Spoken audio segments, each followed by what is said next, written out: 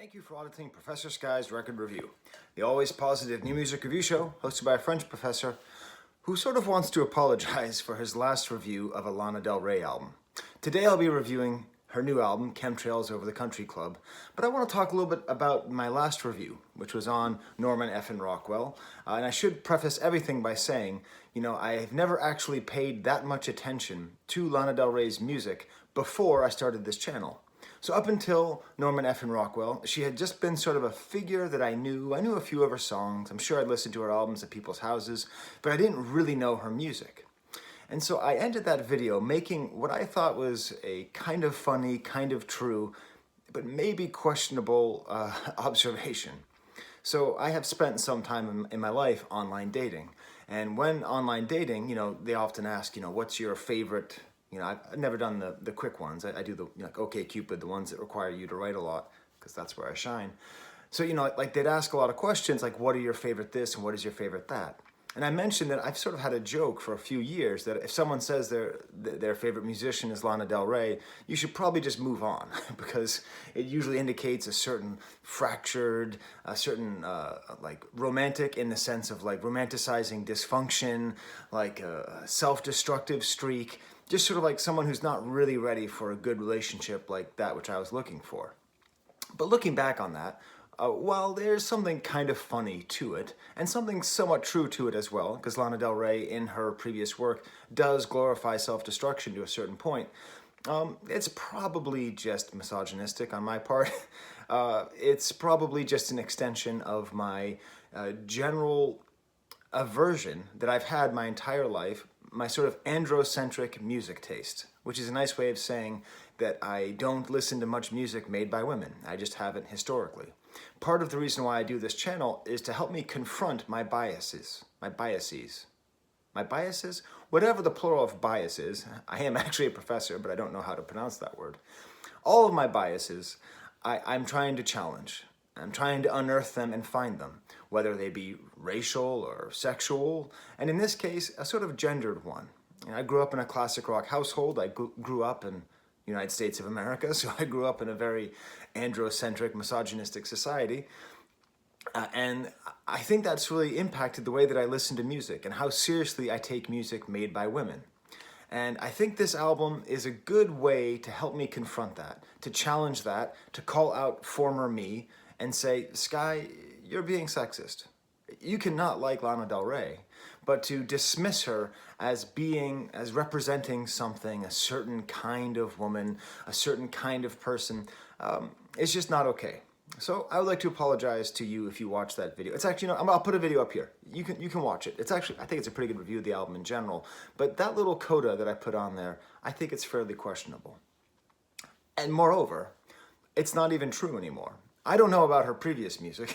I don't know, besides Norman F. and Rockwell, her singles and this, but this album could not be thematically more different than Norman F. and Rockwell than it is.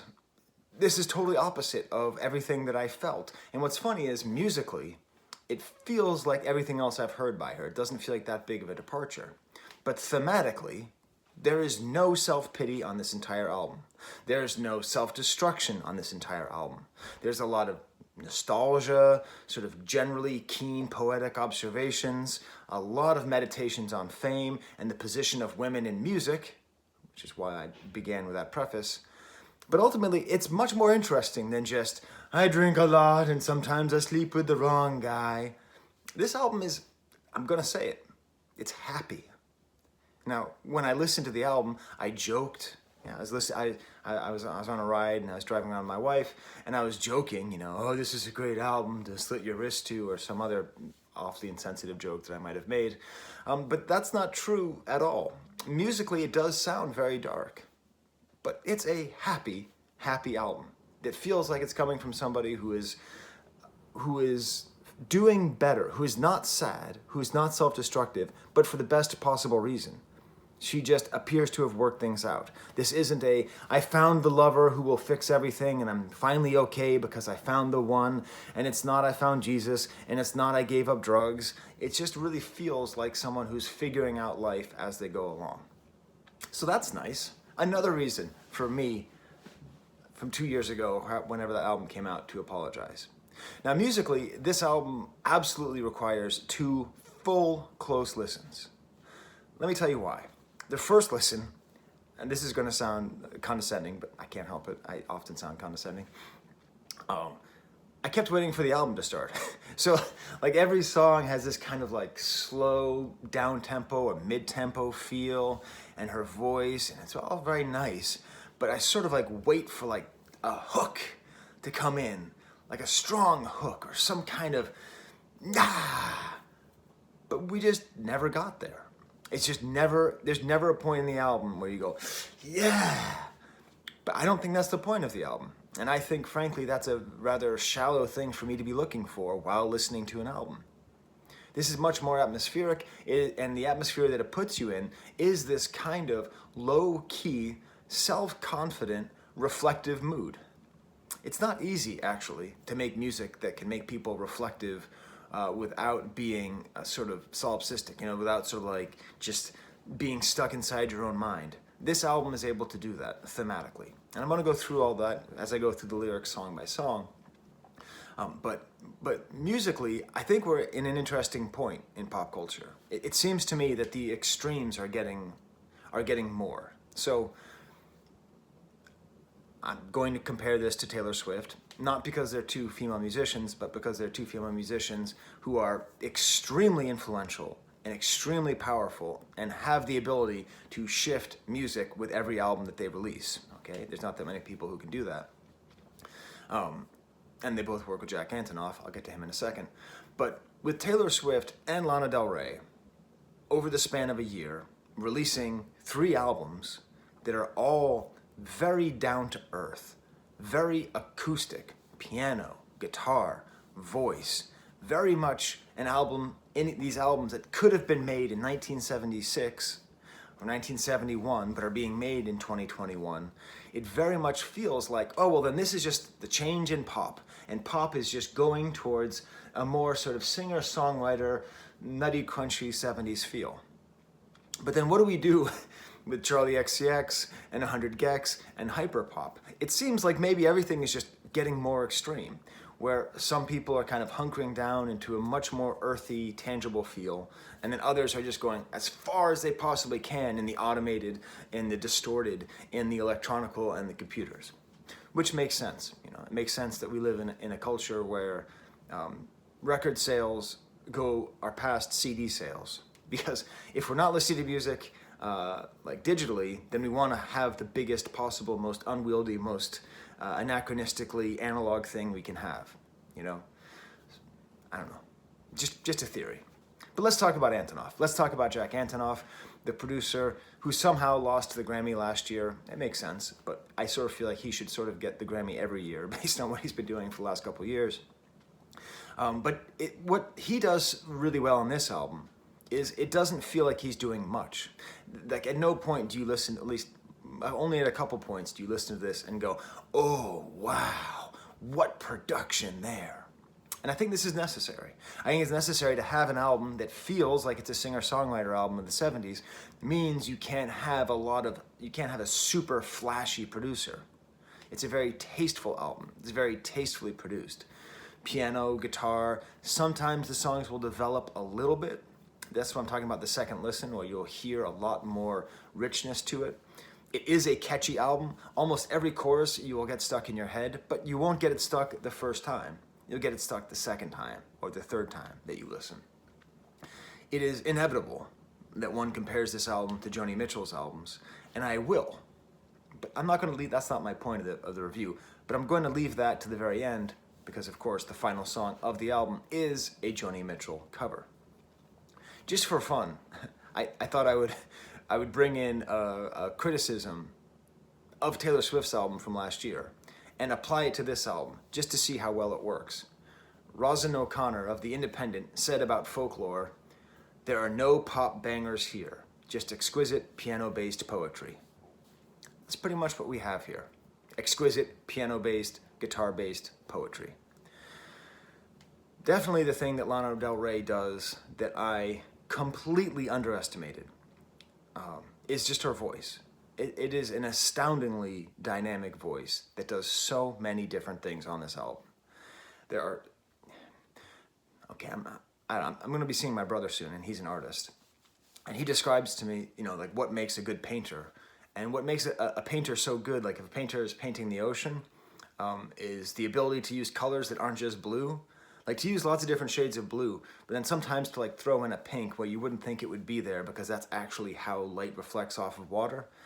This album, her voice has that level of depth where you're just like, wow, she's able to go so many different places. She's able to sing with her voice kind of cracking and tone and like torn, very, very, very high, very low with kind of a southern drawl. This album is a country album at points. I almost made this entire review saying, is this a country album? Because I really think you could say it is.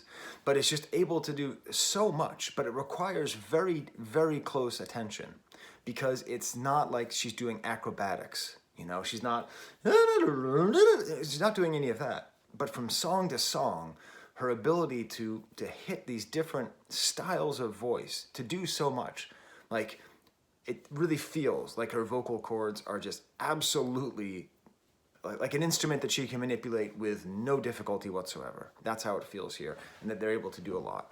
It's actually special. Like, I don't know, you're probably not this far into the video if you don't already like Lana Del Rey, but if you're like me and you're kind of on the fence, just listen to the voice. Just tune out everything. Like forget the words, forget the music, forget the icon, forget everything that you know, and just listen to what she's doing, and it is really spectacular.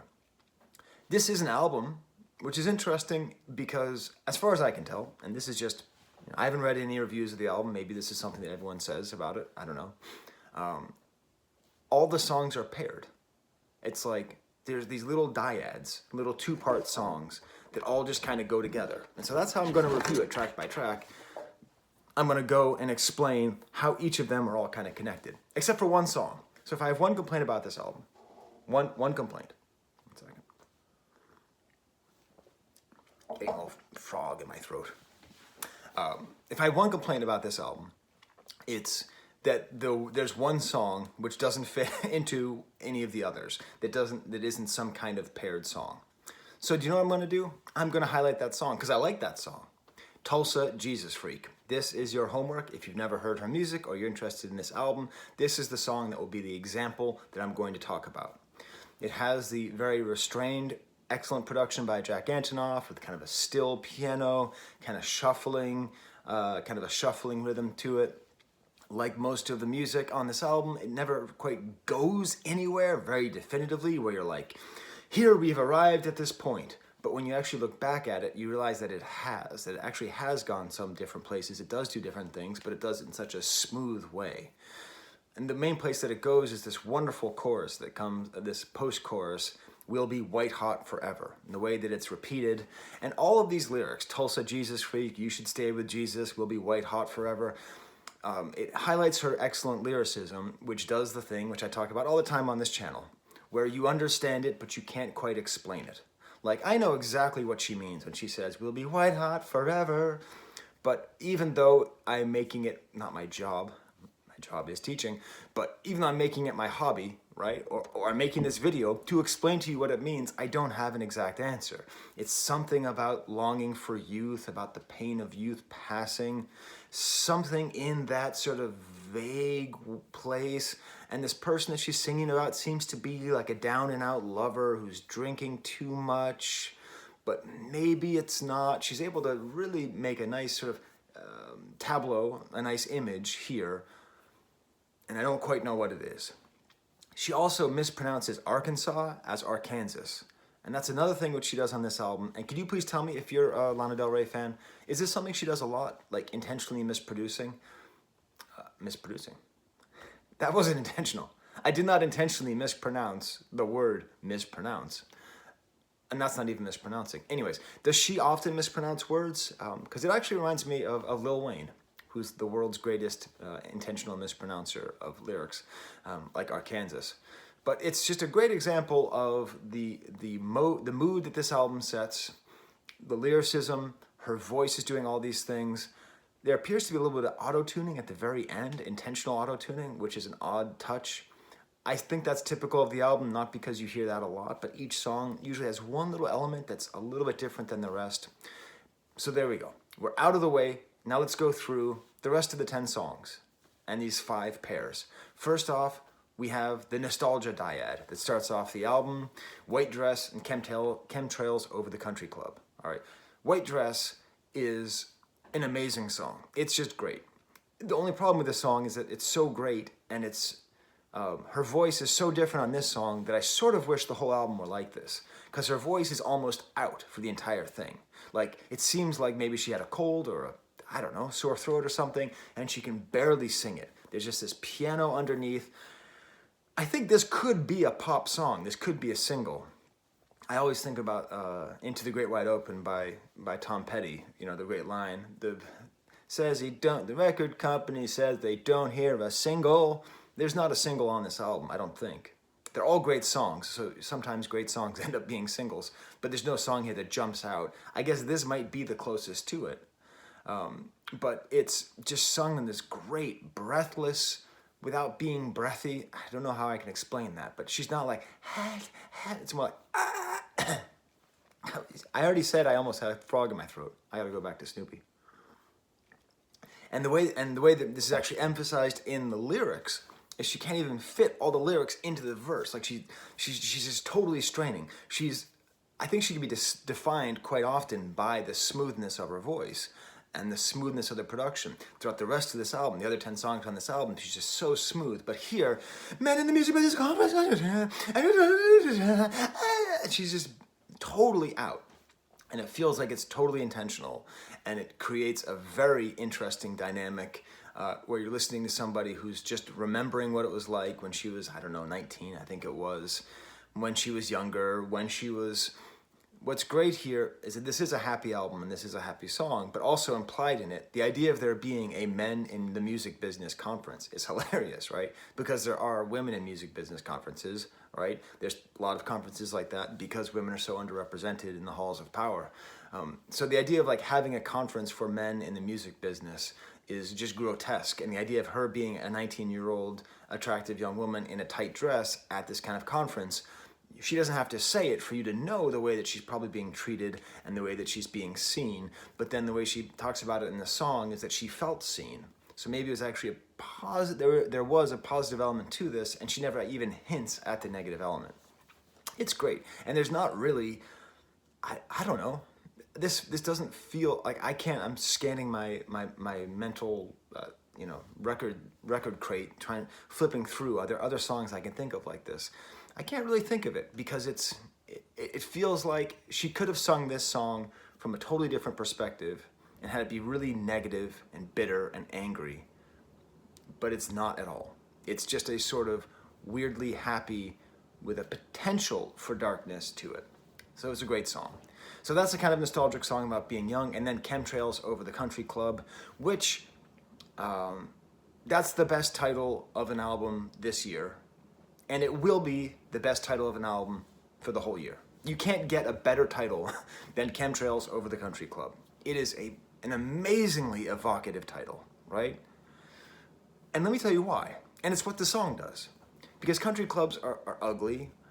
They're for rich people with no taste, who don't know what to do with their kids. You know, if you say a country club, usually it's bad images that come, guys with sweaters around their shoulders talking to their friends Biffy about their investment banking and golfing, and sort of the worst of the American excess of the upper class and bad taste. But she sings about it without criticizing it. There's no point at which you get the sense that she's saying it's bad to be at the country club. She's not really, and I don't know her history. I don't know if she grew up at a country club or not. I don't know. Apparently she's from Lake Placid, which I've been to. It's a very nice place. But I don't know. What I do know is that this is not the song that I anticipated. When I heard the title Chemtrails, which are the little lines that airplanes leave when they fly over, I thought that was supposed to be like showing the dirty side to the country club. The dirtiness, the industrial waste. Because chemtrails sort of represent our environmental neglect and the ability to take a beautiful blue sky and destroy it with lines. But actually, chemtrails are beautiful. And when you're younger, I know when I was younger, I used to look at them all the time and think how cool they were, how fun it was to see this sort of weird geometrical form in the sky. And I think that's what this whole song is that she's just remembering having jewelry in the pool. Just having jewelry in the pool and swimming. And there's some sort of lover in the song too that she's talking about or hiding away, or maybe just a friend, maybe not a lover. But the whole time she's never apologizing for being at the country club, while the obscenity of a country club is never hidden. It's just a fact. It's just a song about someone who used to go to a country club, and this is what it's like. The interesting production element here is they just let the drums play it out at the end, which is great because that keeps things nice and calm. But also it emphasizes a little bit of the musicianship. Then the outlier, Tulsa Jesus Freak, and then we get to the love song dyad. Let Me Love You Like a Woman and Wild at Heart. The song Let Me Love You Like a Woman is extremely heteronormative. Therefore, it is a bad song and we should cancel Lana Del Rey. Wild at Heart, no, I'm just kidding. I couldn't help it. It is heteronormative. That's true. Let me love. Well, I don't know if it's heteronormative, but it's very biologically based. It's, let me love you like a woman. Like, what does that mean? Who gets to love like a woman? I think you could ask. This is a totally stupid point. I'm 21 minutes into this video, so I'm not going to hit this out. My point was to raise the question, not to actually make a point about it. But I'm just going to move on. But what's interesting here is this concept of let me love you like a woman. Please comment and say that I'm a dumbass, by the way, for even trying to put that into this video. God damn. I wish I edited, but if I edited, I wouldn't release 3 videos a week. So, the whole song is like, she's saying like, let me love you like a woman, which is an interesting idea. Right? And again, when we go back to the idea of this being a country album, that's very much sounds like a country song, Let me love you like a woman can only do. I don't know. You could just imagine a song like that. But then she goes next and she says, let me hold you like a baby. And this is a very unsettling image, but one that I think is great. Because if you've ever been in a relationship with a woman, it's nice to be held. And sometimes the holding isn't like just sexual, but you can feel held in the same way that you wanted to be held when you were a child. And it's a very weird thing. It's a very weird, comforting thing. Psychologically, it kind of messes up your wiring, because you're like, wife, mommy, yeah, like all this stuff. I thought heteronormative was a weird thing to say, but it's true. It's what happens. And the fact that she's singing about it just positively without any compunction, let me hold you like a baby. Like, yeah, you're my lover, but let me hold you like a baby. It's a reality. It is a reality that happens in every good relationship. And to be fair, I will also hold my partner like a baby sometimes, right? Like, it's just a thing that we do. We all want to be comforted. We all want to be cared for. We all want to be nurtured. We need nurturing. And here's a great song about nurturing. Remember at the very, very, very, very beginning when I said that Lana Del Rey is okay Cupid, and they say they like Lana Del Rey, then just pass. Is wrong. Because what you actually want is a nurturing relationship. And here she is making a beautiful song about a nurturing relationship. I apologize to all people who had to hear me make that point before. This song develops really nicely, though. The drums get a little bit louder, like some just really, I think what this thing is muted dynamics. So like there's a lot of dynamics, but like instead of going from 5 to 100, they go from like 25 to 32. and in that, just that restrained, it's really quite nice. Next track is called Wild at Heart. Tons of vocal efforts, maybe the most clearly Joni Mitchell-esque singing on here. Some great lyrics here. It's a very LA song. Maybe that's why it makes me think of Joni Mitchell as well, because she wrote so much about LA. Talking about like Calabasas and smoking to imitate the smog and the Sunset Strip. Some nice other weird lyrics. You're killing me more than coffee pods. It's kind of funny. I like that this is a guitar-based song. In general, it seems like this is maybe 75% piano, 25% guitar. I like the guitar stuff on here. There's a little bit about like drinking Jack and Coke, but then really what it is just saying that if you love me because I'm wild at heart, which is a very simple song. And again, frankly, this could also be a great country album song too. If you love me, it's because I'm wild at heart. That could be a Hank Williams song, right? Couldn't it? Anyways, it's quite nice. And then at the end, it's like, it almost becomes like gospel at the end at a certain point of Wild at Heart. And then all these voices peel back to just her voice. And then a few voices harmonize. And this is, listen to this if you want to hear how Jack Antonoff and Lana Del Rey worked together to create such a fascinatingly well-produced album in terms of vocals, because it's that small amount of dynamics that's able to be included here that is just astoundingly well done, very well produced. Next track is called Dark But Just a Game, and that is the first part of what I will call the sort of fame dyad, songs about being famous and what it is to be a successful musician. It's probably my favorite song on the album, Dark But Just a Game, but that could be just because it stands out the most. When you have a great album, often your initial favorite track is the one that stands out, and then eventually you like a song that's a little bit more subtle, that's not quite as standouty, you know. But this almost reminds me of like Enigma, or like a 90s, like, cool, cool, cool, cool, cool. It has this like cool kind of slight funky drum beat to it. It's the closest this album gets to funky. So musically, it's probably the most interesting. The chorus is great because it's just a guitar and a voice, and a lot of it is about rejecting fame and not caring about fame. But then it's dark, but just a game. Just this whole thing is just a game. And the whole idea too, you know, when we're talking about whether or not this is a happy album, this is sort of the idea that it's dark, but it's just a game. Post-chorus has a great tambourine and weird odd sounds and actual bass. The whole thing reminds me a little bit of The Weeknd, the way that it sounds. It's like it sounds like it could be a Weeknd-ish kind of song. And part of the reason that I avoided her, I think, was because she made music with The Weeknd. And as viewers of this channel will know, I really appreciate The Weeknd. I think The Weeknd is a great artist. But he bums me out. He makes me too sad I can't listen to him, which is maybe how I felt about Lana Del Rey as well. The next track, part of this fame and being famous musician dyad, is Not All Who Wander Are Lost. Now, it is a criticism to call something bumper sticker wisdom, but this is literally bumper sticker wisdom. I have literally seen Not All Who Wander Are Lost on many bumper stickers.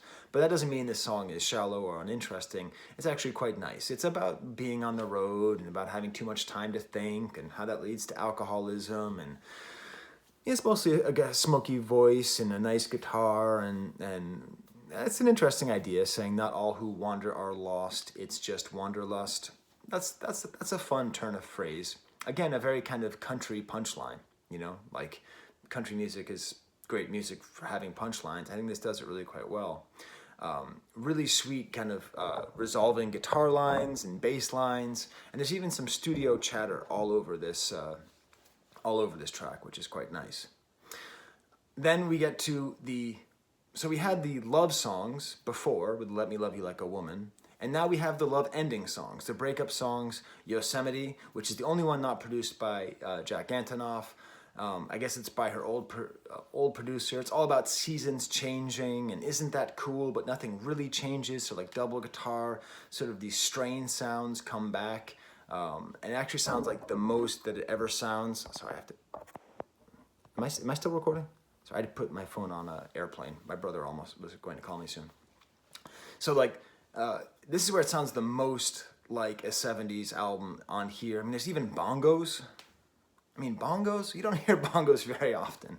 I think this could actually be, Yosemite could be, or Yosemite, as one of our recent presidents called it. Yosemite could be a proper pop song if it were produced as such. You know, like, we did it for the right reason. It could be I think you could give this to Ariana Grande and kind of like fix it up a little bit and have her sing it differently. But she's really not going for that. They're really not going, no, she's not. Lana Del Rey is not going for that. She's trying to get this early 70s, mid 70s folk singer-songwriter feel. Caveat, it doesn't feel like it's trying to feel like that, which is what Taylor Swift did as well. That was awesome. It never felt like it's trying to be a throwback. things where you feel that they're trying to be a throwback are just, they suck. You just don't like them. It's laborious. It's like, oh, I get it. You listen to some old stuff and now you're trying to do it. You never quite get there here. This is a breakup song that's about seasons and seasons changing, but it's not dark. It's not a dark song about breaking up. It's actually kind of a happy song about breaking up. It's just kind of like, you know, things change and we changed, and just like the world will keep going as it goes from fall to winter, we will keep going as well. That could also be a country song. Boy, I really maybe should have led with that whole "this is a country" album thing. And then the next track, "Breaking Up Slowly," features a guest appearance by a country singer. Okay, I really should have led with that. She's singing in the opening here. A very simple,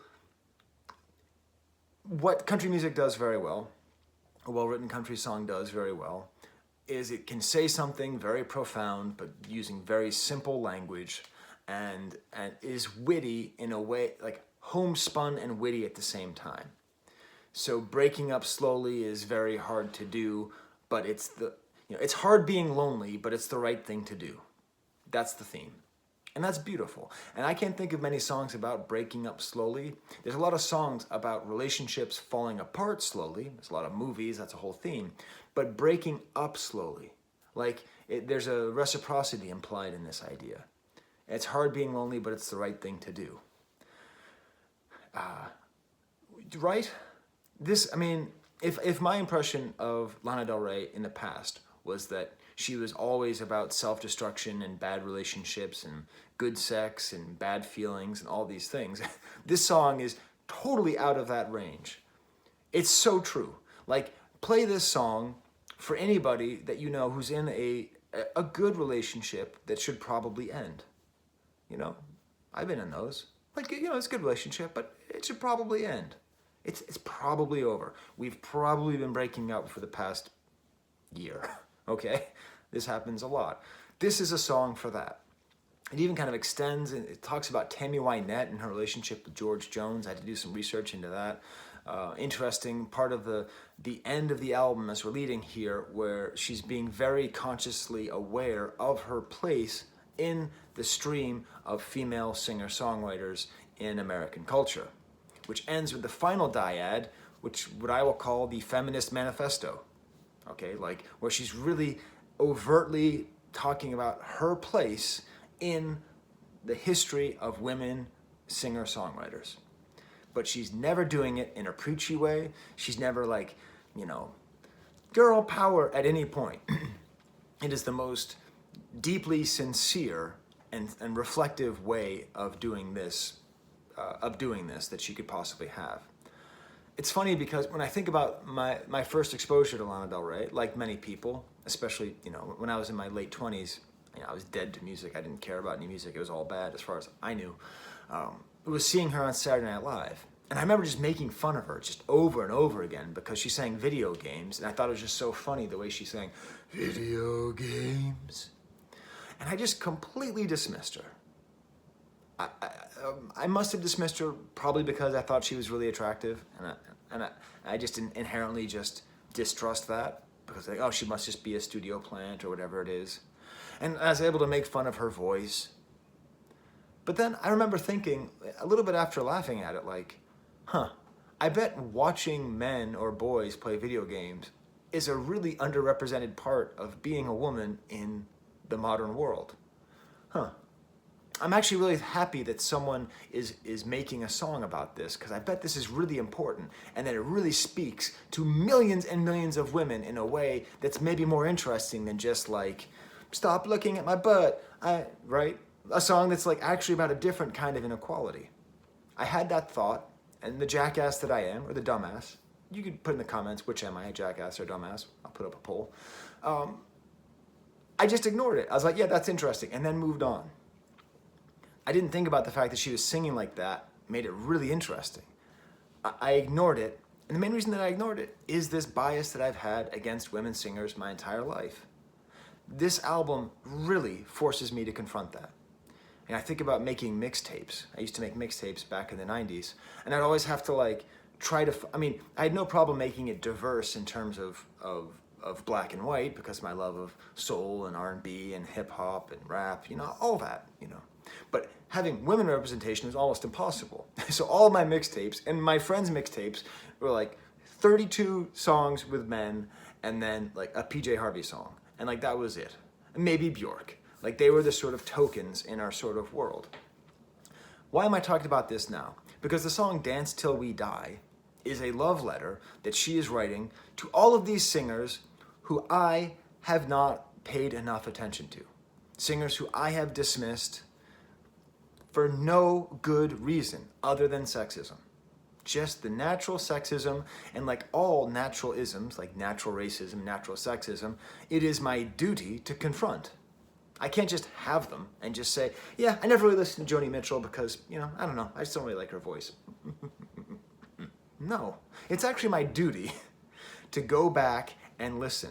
And so throughout this song, she talks about Joni Mitchell, she talks about Joan Baez, she talks about Stevie Nicks, she talks about Courtney Love, and then she mentions how it's good to not be alone. And I think that must be a real feeling that you have being so outnumbered and being a part of a group that has so little power in the structure that you're in, that it must be so nice to have these other figures in their life. So all of a sudden, the 70s feeling of this album, I mean, not Courtney Love, but the 70s feeling, why maybe I would have just glossed over this album before forcing myself to review it for this channel because I'm interested in exposing myself to music I'm not immediately drawn to. I just understand it. Like, I get it. I understand the importance that this is. She's giving us homework.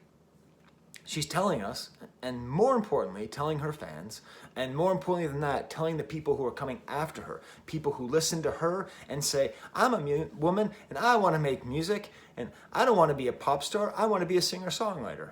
She is doing the thing, which male musicians have done forever, of name-checking the cooler, older people in the past that influence her. But she's doing it in a very sincere and important way, which leads into the final track, For Free. This whole very personal album, which she's, you know, co-written with Jack Antonoff, and she's songwriting credit over everything in a very personal expression, ends with a cover. Ends with the Joni Mitchell cover. Ends with the Joni Mitchell cover, and she only sings one verse, one of the three verses. Lana Del Rey has Zella Day and Weighs Blood. Weighs? However you pronounce her name, Weighs Blood, singing a verse 2. Why? All of a sudden, it becomes clear. This whole line, the circle will be unbroken, this whole thing that's been happening, the whole album, where she's making it sound a little bit like a 70s singer-songwriter album, and then she's mentioning it here, and she's talking about their influences, and then she has a couple of younger singers, puts them under the wing, holds them like a baby, and has them appear on the song, singing these lyrics, which, hey, Lana Del Rey's lyrics are great, but these are the best lyrics on the album. Holy cow. I've, of course, heard Joni Mitchell's 1970 album where this came from. I've heard it in the background. I've never listened to it. I get too annoyed. Just put on Zeppelin. But I went back and listened to the Joni Mitchell original. Oh my God, what a song. Like, what a song. So Lana Del Rey is not only like making this homage, she's curating and she is mentoring. She's mentoring these younger women who are also singer-songwriters, saying, yes, you can be like me, and if you are like me, I am like them, and let's all get together and do this wonderful love letter, this song. I have been mentored by them, I will mentor you, this long string of music by women singer-songwriters. And at no point do you feel lectured to at all. At no point do you feel like there's any kind of shame or anger or bitterness at all. At no point does it feel like this is an album that is made so that people on NPR say, Lana Del Rey has made a fascinating feminist masterpiece. It is really, like everything else on this album, a very subtle commentary, a very meaningful, and I believe a very heartfelt commentary. My daughter doesn't particularly care for Lana Del Rey. Matter of fact, I think she kind of hates her. But I'm going to work on it because you could do a lot worse as far as a role model goes than Lana Del Rey. So that's where I ended up. I started off with, hey, if you're on OkCupid and you see someone who likes Lana Del Rey, you should just skip it. And I'm ending up with, gee, I kind of hope that my daughter takes after Lana Del Rey. I love this channel. Can I just say that? I love doing this. If there's anything you ever want to do, just start a YouTube channel to make yourself do it, because I'm forcing myself to love new music. So this is the end. This is my new plant. It's a Birkin philodendron, so I named it Melody Nelson. It's a little joke for French music fans out there. It's also tied in thematically with women in music, but I'm not going to go into that. I do have a Patreon, and so this is where I'm going to pitch the Patreon. When you give me money, I buy music with it. I don't pocket any of the money from Patreon. I immediately start spending it on Bandcamp, or I go to the Record Archive, or I go to whatever, Amazon, whatever it is, I buy music. And these are the people this month, who have helped me. So thank you very much. These are all people who have gone to patreon.com/Professor Sky and donated. Once a week, I show the credits, and here we are. This guy right here went to the second highest level. It's called a double LP. So thank you very much, Milos, for the everyone else. I'm not going to read all the names each time, so I just very much appreciate it. It's very cool. And I put up some blooper reels. I don't edit, but I do have to restart quite often. And whenever I restart, I get angry and I like say weird stuff to the camera. So I included that. And there's some other weird exclusive videos on there as well. So there you go. Thank you very much to my Patreons. And thank you very much for watching this long video. And thank you very much, Lana Del Rey, for making sure that I'm either a jackass or a dumbass. Okay, there's the camera.